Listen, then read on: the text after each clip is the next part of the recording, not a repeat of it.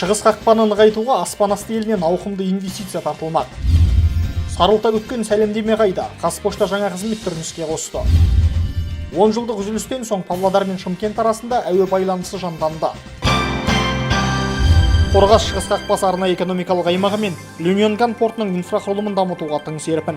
Қазақстан теміржол ұлттық компаниясының президенті Асқар Мамин мен Қытайдың Янсу аймағының губернаторы Лю Сюен осы істегі стратегиялық әріптестік туралы меморандумға қол қойды.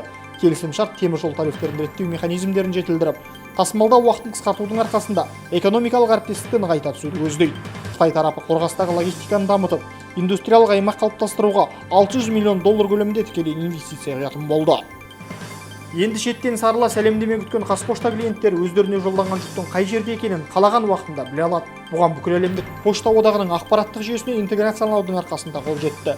Жаһандық тренинг сәлемдеменің әлемнің қай елінде екенін көрсетіп береді.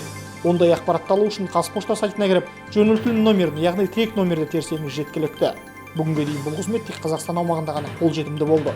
Соның өзінде ай сайын тұтынушылардан 800 мың тапсырыс түседі екен.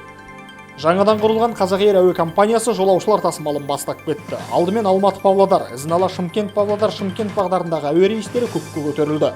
Осы орайда бұған дейін 10 жыл Павлодар мен Шымкент қалалары арасында әуе байланысы болмағанын айта кеткен жөн.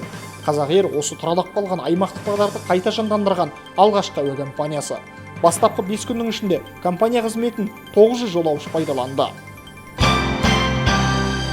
Өзге өндірістік кәсіпорындар сынды түтіні тынымсыз будақтамаса да, бұл зауытта жұмыс қызу. Ұлытаудағы Ақтас кенішінен жеткізілген кварц 6 қоспаға араластырылып, осында балқытылады. 4 жылдан бері жалын көсеп жүрген Дәурен Әзімбековтің айтуынша, бағалы металл өндірудің өзіндік ерекшелігі бар. Бұл зауытта қиындағы жұмыс істеу температура өте ыстықты жұмыста істейміз. Кремнийдің балқыту режимі 1700-1800 температурада балқып дайын болады кремний. Осылай шығарып, изоляцияға дедік, апакалары құямыз. Зауытта 290 маман 3 ауысыммен жұмыс істейді. Әрқайсысы алып кеніште 10-11 тонна кенді балқытып тазартады. Өнім біркелкі болып шығу үшін тіпті арнайы көсеуіш көлік бар. Жыл басынан бері бұл пеште 4700 тонна кремний өндірілді. Жапсарлас салынған мына жаңа пеш іске қосылған сәтте өндіріс көлемі 2 есеге ұлғаймақ. Бүгін күнге дейін бір пеш өндірісте, екінші пеш